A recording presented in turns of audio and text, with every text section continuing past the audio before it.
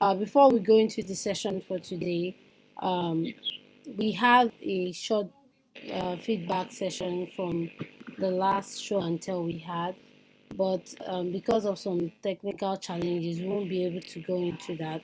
So, for the benefit of those that don't know much about Lepsta, I just want to say a few things about Lepsta developers, the community, and what we do, so that everyone can keep abreast of why we are doing this and what the entire community is all about. So, like you can see on the screen, Lepsta Developers is a community that is focused on futuristic technology, and so we believe in technology for the future.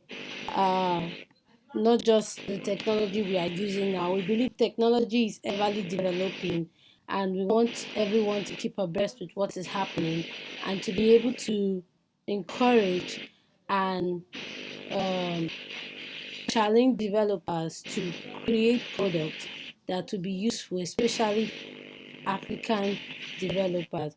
So we care so much about the future of software development. We believe that the best way to predict the future is to create it. That is why we have Lepsta developers. So the community is a learning environment where we encourage one another to create things that will influence the future of technology. So what we do, we impact developers' life in emerging markets through tech innovation. Hence, that is why we have the show and tell. That's why we're doing the show and tell to encourage innovators out there.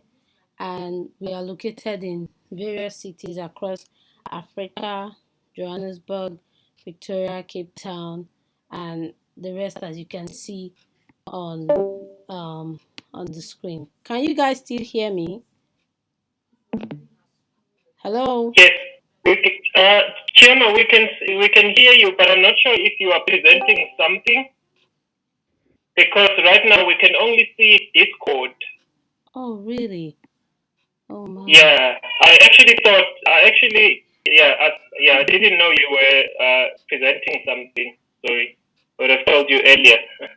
Okay. So, with that being said, I think everybody get the full picture of what we are doing here in Lepstar Developers in the community and why we are doing the show and tell. I don't know why my screen is not sharing my slides. I have no idea what's happening.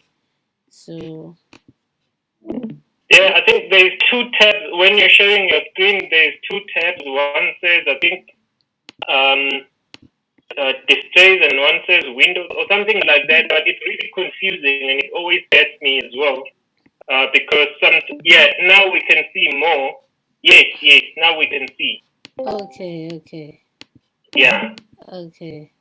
So, one of the things like I said earlier, we believe in the future of technology, and and we believe that the best way to create the future is to create it. So, the future of programming is changing rapidly, and we can envision it. We can see what's happening around cryptocurrency, big data, blockchain, and a whole lot of things, Internet of Things, IoT. New technologies are emerging every day, and it's very essential we talk about these things. If not, we would see ourselves out of the loop. So, one of the things we have recognized about Africa is that we are majorly consumers. We hardly create things, and hence that is why we are doing this show and tell. That is why I put Garfield here.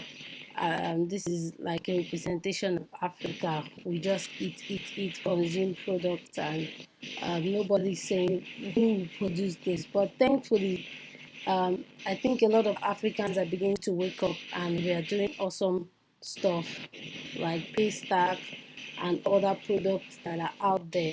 So we really want to encourage innovators to want to challenge innovators and encourage them using this platform. That is why we are doing the show and tell. And we are very passionate about what we are doing, and we want everybody to put their hands on deck and not leave everything for other continents and to be involved in what we are doing. So that is why we are doing this. What you can see on my screen now, it's the other areas that we are focused on. We are not just focused on only community events. We encourage, um, we talk about technology in other areas too, like best practices, workflows, programming, artificial intelligence. So we encourage everyone to trust their hustle, collaborate, keep building, be a master of what you do, ask questions, networking, and keep learning.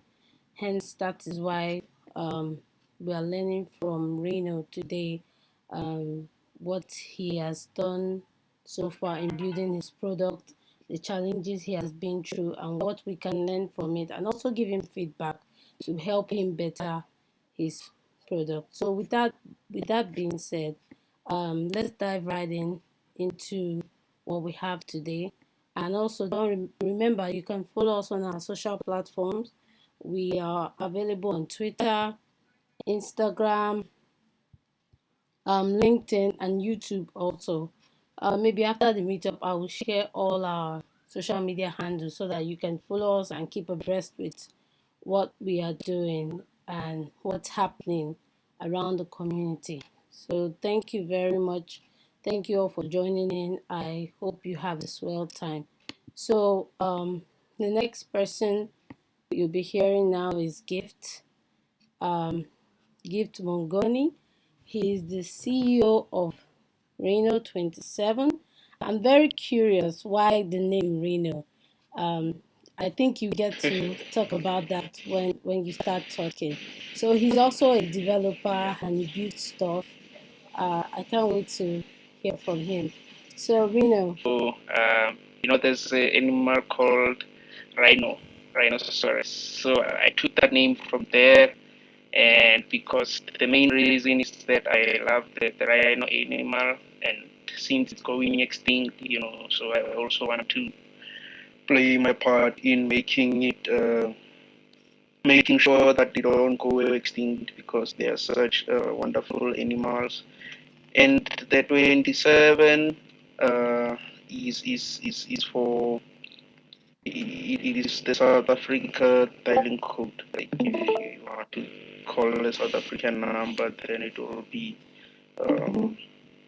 it will be 27. So this social network is not to compete with Twitter or Facebook or all the other ones which exist, because there is nothing which I can say that Rhino 27 would offer that Twitter wouldn't offer. So even in that case, the main focus here is to deviate away from like competing with Twitter and TikTok, because honestly it's not gonna work for me. So the reason why I created Rhino 27 is because firstly the social media network does not allow the upload of videos. From a personal view, from my side, video media, they take a lot of bandwidth, and as in like South Africa and other parts of the continent, data is like connectivity. It's still a problem. So if you are going to be watching videos and all, you need a strong internet connection. So this social network, currently there's no video. I don't think there will be any video for some time. It's mainly based around texting. You can chat, send messages, you can post memes, images, and basically that's it. So that's the competitive edge, because it's lightweight and simple. You could open it on a mobile phone. You don't need to go to the Play Store to install anything. It is just um, quick and easy to use. So that's the introduction for the Rino27. Mainly focused, like, again, also the reasons for me to start this is because what I'm looking at is that most of the internet currently, it's still, we're in Africa, we are still importing like 90% of the software we use and everything else, like all the social media apps. We are we they are not like made around the continent. I remember in SA, even the rest of Africa, there's still some apps which are there. There's two go. I don't know if it's still there, but I remember seeing it on Play Store, and uh, the main selling point for them, I guess, it's feature phones. Makes it went out of business because they did not adapt to smartphones. So Rhino27 does not need to adapt to smartphones or feature phones. You can, I don't know, feature phones, I haven't tested it, it doesn't work on feature phones, but I believe that everyone, most people, um, can now be able to afford a mobile phone which you can buy for, in South African rands, like 300 rands, which is $20. So with $20 and internet connection, you can go online, start posting, and you don't need to have an email address registered. So that is one benefit, because I know most apps, in order to sign up, you need to verify email addresses. The feature is here, okay, but um, I don't want to add it here because I want people to, you know how like Reddit works. You can just create an account without any email, and if you don't like the account, you can just leave it, create a new one. So that's the main thing around Rhino27, making it accessible to a lot of people. You can just go to rhino27.com, you can sign up and start posting. For example, if I just say test demo, I'm gonna create com test demo 3, 4, 5, 6. Sign up. So that's it. After you sign up, then you are in on the app itself. You can start interacting with people on the app. You can send messages, receive messages, and receive notifications. And the best thing is you don't need to install it on your phone. It's a progressive web app, as they call them. You can just add it to your home screen, and it would work like a native app. So yeah, that's my introduction for Rhino27. Just an introduction. Thanks, Rhino. Seth, you wanted to say something? Thank you, Shoma. Thank you for the opportunity. And thanks for coming through, Gift.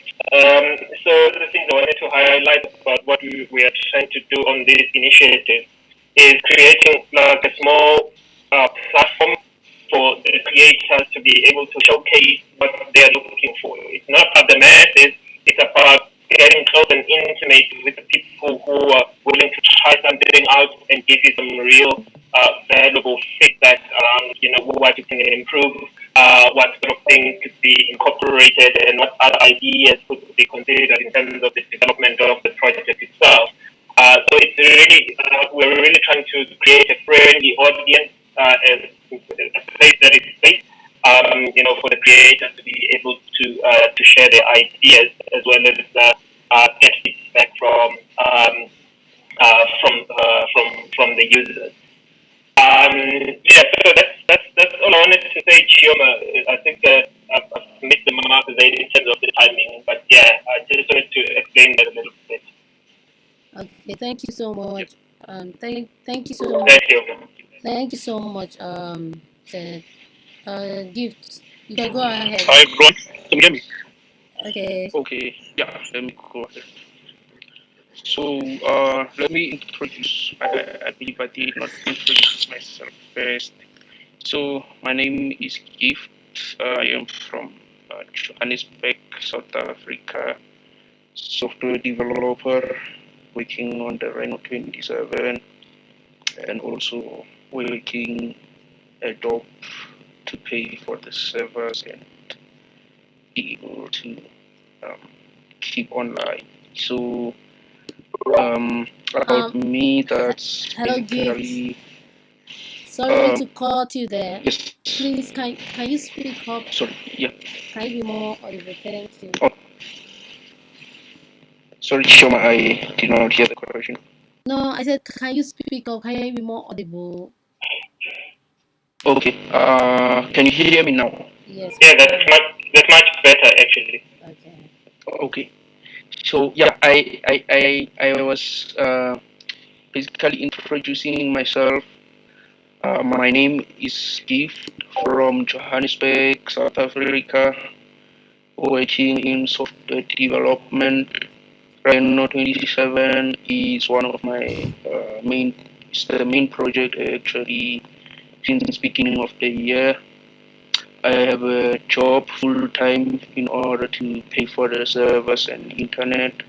So Rhino 27 I started it around 2020, and yeah, that's mostly the information about me. Also in the space of cryptocurrencies, but not in the okay. I'm also doing mostly focused on trading, but I am I know the blockchain stuff. And if you follow me on the Rhino 27 profile, most of the stuff I post about is about trading bitcoins, and yeah, that's most about me, crypto and software development.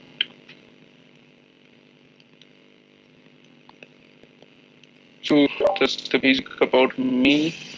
Um, I have participated in multiple hackathons, won some, and last year I got nominated as one of the top 15 2020 young geeks in South Africa agriculture. Okay, Gift. I have a question for you. Why? Yeah. Why did you decide to do this? What inspired you to come up with this idea? So the main reason which inspired me actually to build the Rhino 27 is that I am always online on social media. I'm always on Reddit, posting. And one thing which always I would ask myself is, if I can write software, I can build my own platform. And these days, I can say the Rhino 27 is not like something which is better than Facebook or Twitter or any mainstream social media platform out there. But the main thing that makes Rhino 27 to stand out is because it's a initiative from Africa, to make sure that we also have our place in the internet, because currently um, most of the internet stuff we are using is not built on the continent. It's not founded on the continent. So I looked at China, and even though China, they have some, most people don't agree with the way they do things, but when I looked at China and saw how they managed to, like, for example, TikTok is from China. So yeah, before TikTok, they have all the other software which they were building. internally in their country, and they manage to like have their own platforms and not be dependent on systems which, for example, last year you saw the US President Donald Trump, he got removed from Twitter. Some will say good thing is uh, it is an opinion from most people. I can say even if Trump all the things he will say, I'm not a supporter, but free speech is the main thing. Like, what if tomorrow they start removing anyone on Twitter who would say things they don't agree with? So freedom of speech, that's the main thing, and making sure that um, in case it happened even 2 weeks ago, like Facebook went down, people fled to Twitter. So what will happen if all the other like the cables which connect the continents, US to, not all of them will get cut off, but for example, if most of the outside system they get disconnected, here in South Africa and the rest of the continent, we wouldn't be able to communicate because we are relying on systems which are, you know, based not on the continent. That's the main thing. Okay, okay, thank you for that. I was asking, what are the technical difficulties that you've encountered while building this product? What are the challenges? This is a developer community. We have other developers here that are building products and that are going through some challenges or the other. So I want you to share with us, what challenges have you encountered and how have you been able to um, solve these challenges? Yes.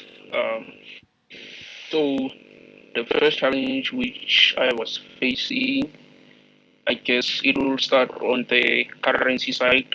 You know, um, in order to get the service itself is hosted on a Linux environment. So as a developer, for you to get a Linux server, obviously you need cash. So um, you need to pay. First thing is the online payments. So if you don't have a bank account, then obviously you can't pay for services such as Amazon, DigitalOcean, any hosting provider. You need to have a bank account. So with the Rino27, I actually hosted because I'm involved also in crypto. So the advantage is that I don't need a bank account in order to get a virtual server. There are multiple VPS providers which you can use to host your services. That's when I was starting.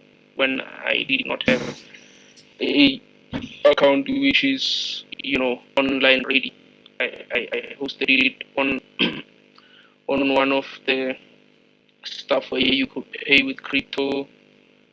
Then I went and hosted it on my laptop itself.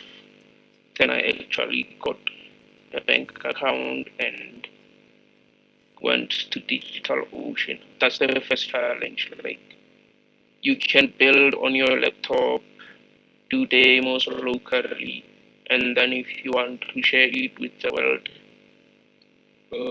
you can use one of the free stuff online, but it's gonna work. It's not gonna work optimally. There's multiple limits, so it's best to have a dedicated server or servers, depending on your architecture, and you need to pay the costs need to be covered because the free stuff is good only for testing. And then the second challenge which I encountered is there's multiple issues on the system. So besides the hosting stuff, the the building itself, it's hard to find people who will take their time to work with you to buy into the idea. Even right now on this Rino27, I don't have a co-founder because, like in SA, most developers they either have a job. I know a few developers. I don't know most of the developer friends I have met through hackathons. We were not working, but fast forward 3 years, all of them have jobs. So to find a developer who has free time to work on side projects, that's the biggest um, thing. Besides developers or co-founder, uh, then it will be getting it on the like mainstream. Besides building, obviously programming, there will be a lot of issues. Even right now, the software still has some defects which resolving bit by bit, but more on the user side, customer facing side. For example, I would like to get Rhino27 onto Play Store and iOS. So in order to do that, that would be simple. I could just package it into a web view app, but it will not run natively. It will be like a browser app, which would defeat the purpose. But if I say, okay, I want to get it there to improve stats and get users, that would still work fine. But there's a lot of red tape in order to get an app approved. You can get it approved, then a new law or policy gets implemented. Then you need to go and change the code on your app because Google says this. If you don't, your app gets delisted. Then you also have to do iOS, change this in order to comply. And then also there's Huawei now, which you also have to comply with their requirements. And then at the end of the day, you have multiple code bases for like front-end distribution, which is why I chose to stick to the web app method, where people can just use their browser and use it. If they want to keep the app, they can add to home screen as a progressive web app. Yeah. That's awesome, Gift. That's awesome, Gift. You've answered most of my question. I wanted to ask, you answered most of my question. Does anybody have, can you guys hear me? Hello? Now, yes, yeah, we can hear you. Okay. Does Um, anybody have any question for Gift? yes. Yes, Okay. just a couple of questions from me. Actually, I'm going to match them with some that Nkosana asked me to ask on his behalf because I think he's having some audio issues. Could you just briefly comment on your technology stack? What type of technologies did you use to build the platform? Just curious. Yeah. So the platform, the back end is running on Node.js. Node.js front end is React, and the database is NoSQL, MongoDB. and in order to make the queries and keep things, uh, in order to make a middle where the GraphQL is there between the DB and the Node.js. The content itself, like images, is stored on Cloudera and AWS. So we switch between the two depending on the availability, like opportunities. If we get credits on AWS, then we'll use them there. But Cloudera is free, and is it Cloudera? Yeah, it is. Yeah, and yeah, mostly AWS storage bucket, the story, and the server environment, like the host is running on Debian, Linux, multiple hosts, and for the real-time messaging and notification, we are using socket.io. That's the one. That's the Okay. yeah. Oh, okay, great. Thank you. Just another question from me. What are you hoping to achieve through this show and tell, at least this part? Is it, are you hoping that people could go and try out the app and give you some feedback, or are you trying to, grow your user base? What should we take with us after this session as homework?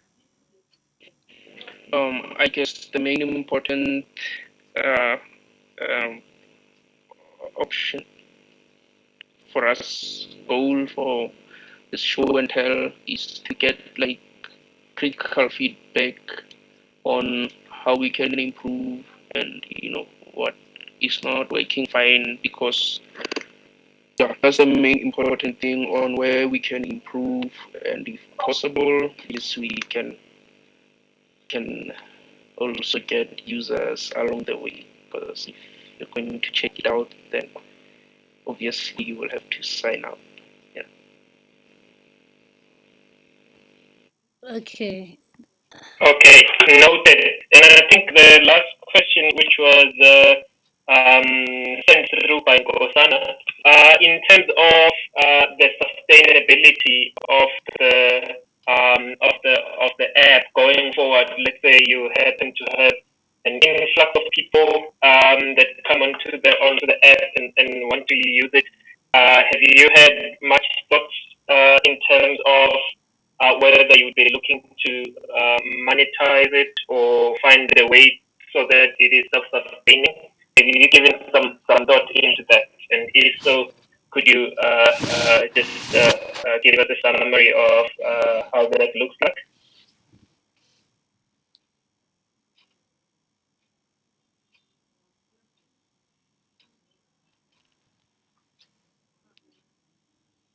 I'm not sure if you got that. Oh, sorry about that. Uh, are you able to hear now? Yeah. Yes, yes. Yeah. So in a case where we get an influx of users, I am hoping that would happen soon, and we can see how the environment would take such load. But in terms of keeping the platform sustainable, currently I'm sustaining it with my uh, work pay, and it's really at the moment it's quite cheap to keep it online, because I'm paying like 10, 10 to $15 per month. So in future, when there's a lot of users and a lot of activity happening on the platform itself, monetization route, I will obviously follow the standard route, which is um, advertising first. I guess that has been tried and tested. But aside from advertising, also looking at pursuing some projects within the application itself, to list NFTs, verified NFT can be listed on the platform, and that's where I would like to also explore this.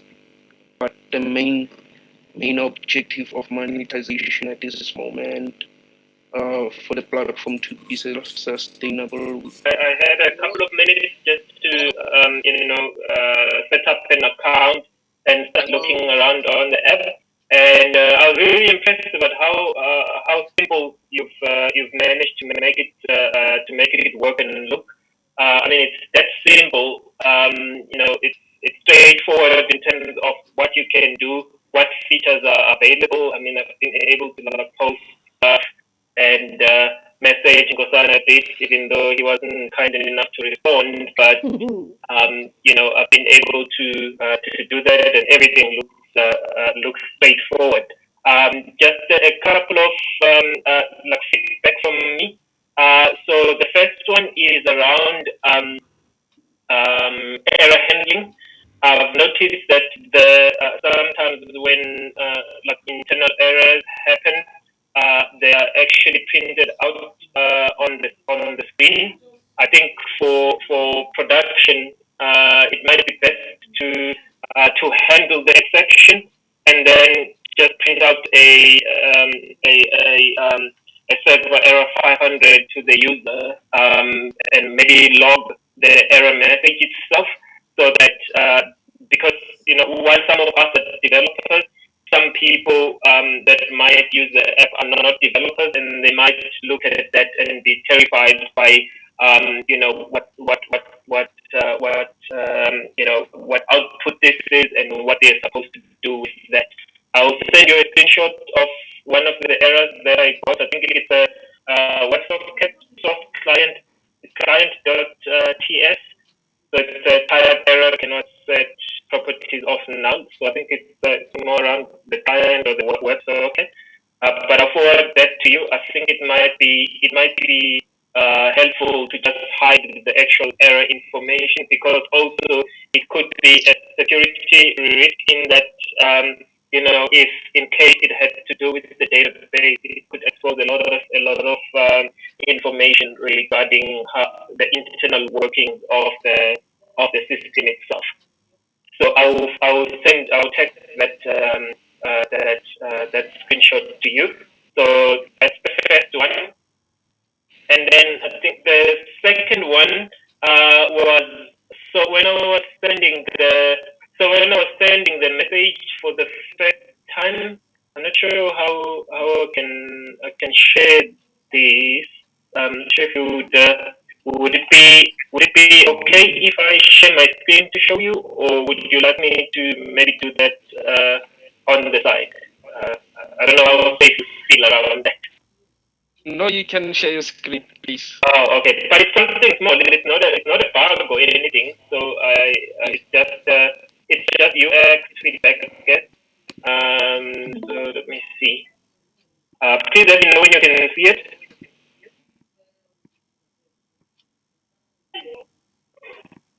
Yes, we can Yes, see we your screen can now. see your screen. Oh, all right.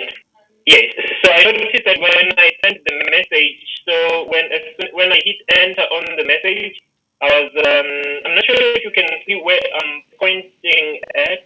Let's see if I can turn on the annotation. So I was expecting the message to appear on this section, but instead it appeared over here. But then what I noticed is that later when I refreshed, the message did end up appearing over here. So I think maybe there may have been an error at the time that I was sending the message. I'm not sure, but I just thought I would convey that.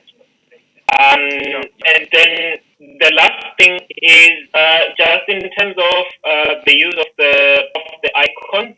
I'm really just nitpicking here because you want feedback and we have to give you feedback. Otherwise, everything is great. But just one last thing is with regard to the usage of the messaging icon. I think I understand this one to mean an option where that you can click on to see messages. So, and when I look at it the first time, I'm not sure what is the difference between this one and that one. Initially, I thought maybe this one is about composing a new message, and this one is to list all the messages. But I think it looks like they do lead to a similar place. Um, yeah, I'm not sure about those, but yeah, it did confuse me just a little bit. But I mean, it still got me to where I was trying to go. So ultimately, it's not a high impact thing, but I thought I'd just convey it. So that's all from me. I'm not sure if you might have any questions or need me to clarify anything on those. No, Hello? thank you. Hello? Hi. All right, no Hello? problem. Hello. Hi, Gideon. Oh, seems like Extinvisible can't hear me. Oh, sorry. Gideon was muted by me. Let me unmute you, Gideon. Sorry about that. You were talking in the background and didn't realize that we could hear you. Oh, sorry for that. No problem. Bishop. We can hear you now. Okay. So I have a question for you. Like a really nice presentation, and I love your ambitions. You were talking about like Donald Trump being banned, and how are you planning, or which type of policies are you planning to implement to avoid that type of behavior? Because you said that you don't want like if suddenly like a social network that doesn't agree with your opinion can ban you. So how would you? Which type of policies will you create that there on the space? Imagine if people start proposing like crime or prostitution or anything illegal. What would you do? Yes, obviously we would have policy defined against like illegal things such as crime, planning, and prostitution, and all the things which are not allowed in a specific jurisdiction. But then, main thing is to not be influenced by uh, government. I don't know, but the thing with the, like, for example, the Donald Trump getting banned on Twitter and all is because Twitter or Facebook, they are very big and they have their influence reaches the highest positions on the international community. So with Rhino still being like at its early phase, let's say I have 1 million users now, 2 million. Obviously, that will start to reach the attention of lawmakers, decision makers, and all. But the main thing is to not be influenced by money.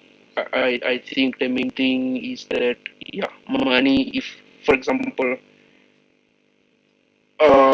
in other social media platforms, if it's not controlled, because I think the difference between this platform or and Twitter, Facebook, is that Facebook, it's at like the top. Twitter is at the top, US presidents and all kinds of people able to go there.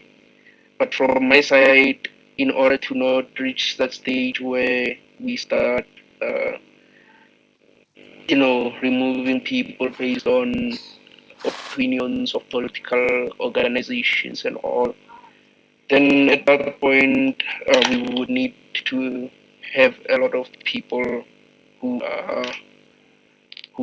have experience in the law and corporate stuff, which I'm not really familiar with. But at this point, I don't think Donald Trump will log in or any high-ranking official. So it's still safe to say will not be influenced by political parties and all. So also to avoid that is to not look for money from the government or to support any government or political organization in South Africa or any country. Just to be like an individual software system, which also I guess in Africa there's an issue where they will do a social media blackout. Also, I don't know what they call it, but I remember like in Uganda they have banned a social network previously. So in order to avoid such things is to go a decentralized route, whereby not decentralized actually, but if people want, we cannot fight against government and say government if it say they don't want this software in their country, we will not force citizens, but it will still be online. If they want to go online to it, they can use a VPN or Tor browser. But not we are not want we don't want to be affiliated with politics and political parties and government itself. Yeah, Okay, thank you. sure. Okay, gift. Just some last comment, Chioma. Okay. Sorry about that. Just very last from me. Since Gideon touched on the like policies and stuff, I think it might be a good idea, Gift, to look into maybe look at other similar apps and go and like get the standard terms of use and privacy policies, those documents, and just link to the app because just the mere fact that it's online and accessible by people, it means it is exposed to some sort of incorrect usage, whether it be someone under age, maybe who's younger than 13 years of age, going onto the app and creating an account and being exposed to some nefarious content and all of that. These could actually be issues for you. Whether you have someone's a big investment or are a big corporate or not, you're still exposed to these things just based on the nature of the app itself. So I think it might be a good idea to just take a look at do a search on the net and see if you can find some standard documentation that can help protect you and the app against any sort of legal fallout around that. So you are still exposed, even if regardless of your intentions around that. Just a simple link or two would suffice in basically declaring the intentions for the application, fair use, as well as just restating that Inside that people are not allowed to harass other people and things like those. A lot of that you can find spoil. on the net, so as not to incur some additional costs. But I think it will be the right thing to look into, especially because this is a social networking app that allows people to post content that is seen by other people. But thank you so much. That's all from me. Thank you, Stan. Okay, gift. One last thing. What advice or what recommendation will you give to developers that are trying to build stuff? What will you say to them? What's your advice to young developers that are coming up? My advice to young developers is to just build, put the software out there, regardless of the errors, and all, because you will find platforms such as this show and tell, where you can find out how to move forward and improve on your software. So I have been working like with developers, meeting developers. Most of them really talented, they can build stuff which also I couldn't build at that time, but they were hesitant to showcase their work, put it out there and let people use it and get feedback. So my advice is to just build it, put it out there on the internet and see how it performs. Then you can take it from there. Oh, okay, thank you so much, Gift. Yeah. I believe we have come to the end of this session. Thank you, everyone that attended. We really appreciate. We hope to see more of you and we'll share a feedback form to everybody in the community, and we hope you get more users and more feedback from your product. Thank you so much for attending. We really appreciate. Thank you. Okay, before you close the meeting, I'm so sorry for keeping quiet though. Um, gift. Okay, I've got a little bit of an idea. I think I want to share it with a couple of people. Is that okay if I share the actual app with people Yes. at Within Code? At within. Yeah. Definitely, I am open to any ideas. Yeah. Yes, thank you very much, Gift. Thank you very much, sir. I appreciate it.